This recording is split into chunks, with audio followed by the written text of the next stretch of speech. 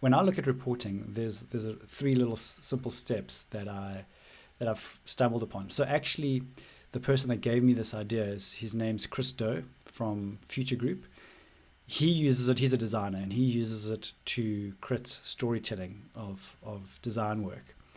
And I thought, well, that's a pretty cool idea. Let me see if I can tailor it in parallel to data and data visualization, and it works. So what I do now is when I look at a report from a data visualization perspective, first thing I look at, is the data clear on the one side or confusing?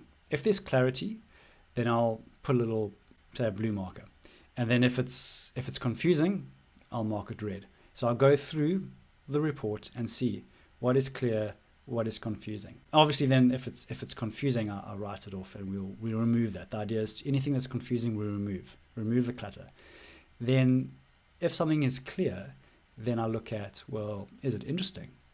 Because something might be clear and not very interesting.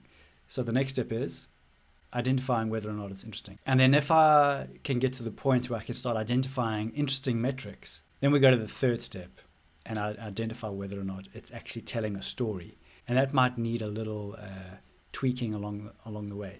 So if it's interesting, we just need to make sure that there's a really good story to be told from that data. Is there an insight?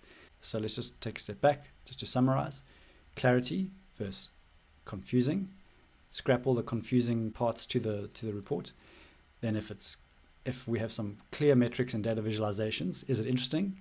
And then is there a story to be told out of that data, out of that visualization? We want to be able to try and find really valuable insights or observations off that data.